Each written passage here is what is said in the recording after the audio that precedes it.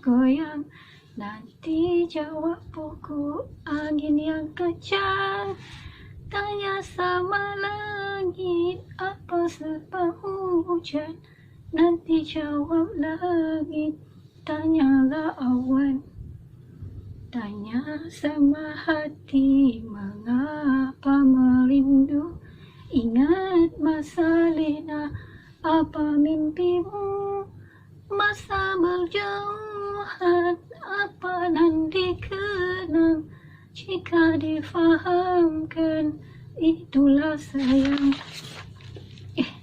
Cukup-cukup dah tu. Saya tak boleh menyanyi lama-lama. Nanti hujan turun. Banjir pula Kuala Lumpur, Selangor dan kawasan yang sewaktu dengannya. Assalamualaikum warahmatullahi wabarakatuh. Alhamdulillah, kita bersua kembali di dalam slot di sebalik tabir pengkarya UniKH di bulan Ramadan yang dirindui. Salam Ramadan buat guru pembimbing Puan Sri Dia Syahrudin, rakan-rakan admin, rakan-rakan taulan dan saudara mara yang kekal bersemangat menjalani ibadah puasa hingga ke hujung Ramadan, insya-Allah. Lailatul Qadar, falsafahmu merungkai rinduku. Melihat kepada tajuk yang saya bicarakan pada hari ini, pasti anda tertanya-tanya, apakah kaitan falsafah Lailatul Qadar dengan kerja-kerja penulisan? Sebelum kita pergi lebih jauh, izinkan saya memberi definisi apakah itu Lailatul Qadar secara ringkas. Laila atau Lail bermaksud malam. Mengapa Tuhan ciptakan malam? Malam, menurut Al-Quran, diciptakan untuk dua perkara. Pertama, berehat. Kedua, beribadat. Qadar pula bermaksud takdir atau ketetapan. Ringkasnya, Lailatul Qadar ialah malam yang ditakdirkan lebih baik dari 1000 bulan. Jika dilihat secara kasar, di dalam konteks penulisan, terdapat 4 aspek penting yang boleh dikaitkan dengan Lailatul Qadar. Pertama, keistimewaan. Istimewanya Lailatul Qadar kerana ia lebih baik dari 1000 bulan dan Al-Quran diturunkan pada malam itu. Sehingga kan para saintis barat mengakui misteri waktu malam yang disebut sebagai bright night atau natural surf. Kejadian itu berlaku sekali dalam setahun. Kecerahan malam itu membolehkan kita melihat objek sejauh 200 meter tanpa cahaya bulan atau meteor. Mengambil hikmah dari keistimewaan itu, sewajarnya kita menghasilkan tulisan yang istimewa buat tatapan pembaca. Sebuah karya yang bagus perlu kepada penelitian, bacaan yang meluas dan manfaat yang akan diterima oleh pembaca. Selari dengan tarbiyah Ramadan, ayuh, mulai saat ini masih belum terlewat untuk kita manfaatkan malam-malam Ramadan dengan formula ini. Apakah formula itu? Mulakan menulis dengan 10 ayat pertama, diikuti dengan 100 ayat dan seterusnya 1000 ayat berikutnya.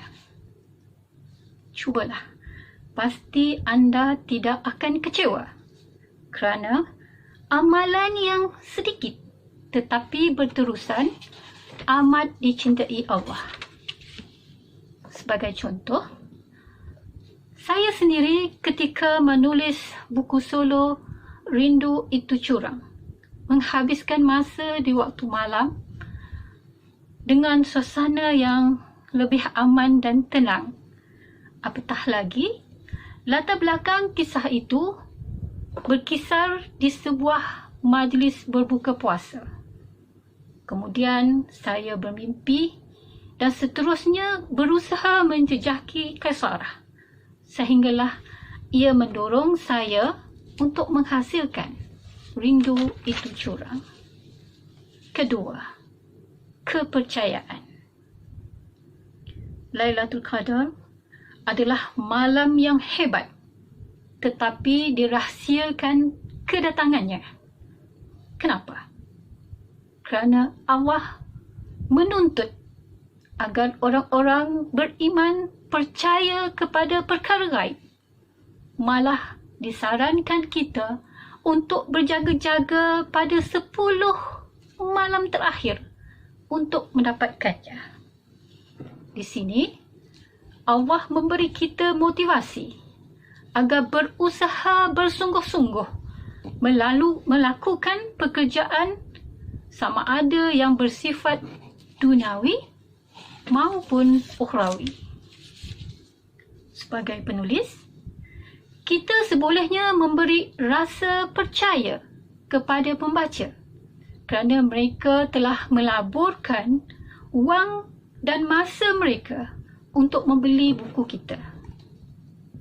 Pembaca sekarang sukakan realiti, maka buku kisah hidup perlu mendapat kepercayaan pembaca dengan menampilkan watak, plot dan latar belakang yang hidup. Di sini, kaedah show, not tell digunakan agar tulisan kita sampai ke hati pembaca dan menjawab persoalan di fikiran mereka. Selain Rindu Itu Curang, buku solo yang lain membawa tajuk yang dekat dengan hati masyarakat. Seperti Kenapa Mama Pergi Mekah, hasil tulisan Ustazah Wahidah Abbas, Kejayaan 1000 Liku oleh Cikgu Azwiyah Hassan, Rindu Haruman Melur, Kak Jenny Omar, Pak Ya Command the Lawyer oleh Kak Salmah Hashim, dan banyak lagi yang tak dapat saya sebutkan di sini. Namun, untuk menjawab segala persoalan dan kisah-kisah yang terdapat dalam buku solo tersebut, anda perlulah mendapatkan daripada penulis sendiri. Di kesempatan ini, saya dengan rasa rendah hati menghimpunkan jutaan terima kasih di atas sokongan rakan-rakan dan saudara mara terhadap buku kelahiran saya, buku solo Rindu Itu Curang. Di antaranya, Kak Rohana Rahmat berasal dari Johor Bahru yang sudah ulang baca katanya. Kak Rahisun Jelani, Kak Jenny Omar, Irni Fazrita dan ramai lagi yang sudi membuat review. Tidak dilupakan Cikgu Azwiyah Hassan yang sudah menemui erti Rindu Itu Curang. Dan maafkan saya, ada ramai lagi pembaca yang tidak dapat saya sebutkan di sini. Ketiga, kerja berpasukan. Pada malam itu, turunlah malaikat dengan izin Tuhan mereka. Sejahteralah malam itu hingga terbit fajar. Surah Al-Qad ayat 4 dan 5. Hikmah surah ini diturunkan adalah mengajak kita agar bekerja dalam satu pasukan. Manusia melakukan ibadat dan malaikat turun membawa perkara yang ditakdirkan berlaku pada tahun berikutnya. Mereka bertasbih dan mengaminkan doa hamba Allah. Alangkah baiknya kerjasama yang murni itu diterjemahkan ke dalam kerja penulisan kita.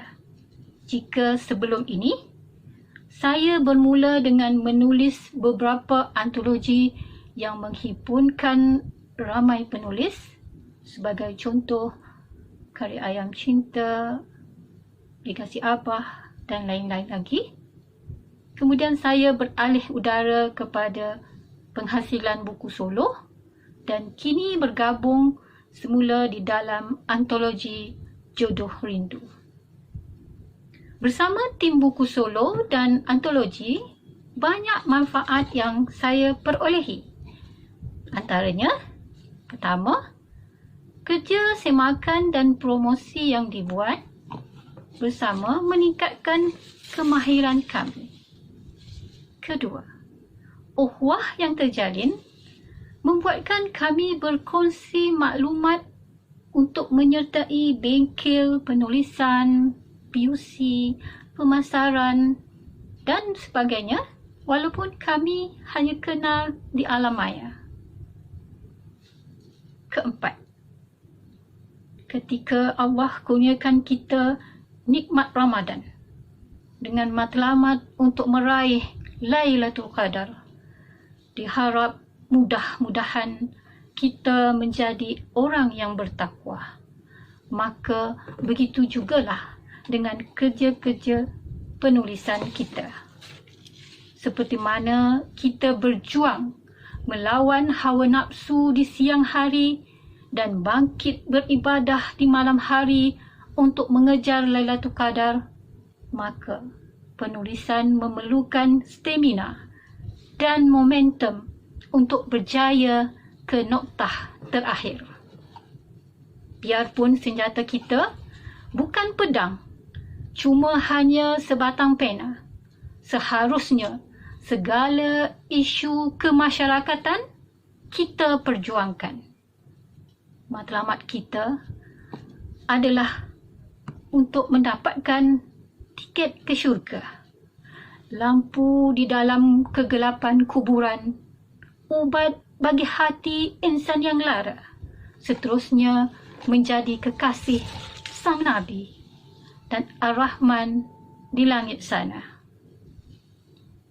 Sebagai penutup, dikala kita berbicara tanpa suara, sulaman kasih dan bingkisan rindu yang terpendam kita panjatkan kepada Yang Esa.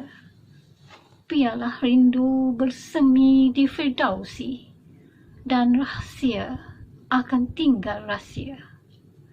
Kini semua rinduku akan tercurah kepadanya. Semua rasaku akan terjaga untuknya.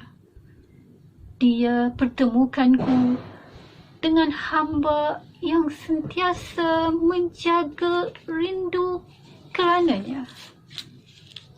Semua kisah-kisah itu ada jawapannya di dalam antologi Jodoh Rindu yang akan terbit tidak lama lagi, insya-Allah.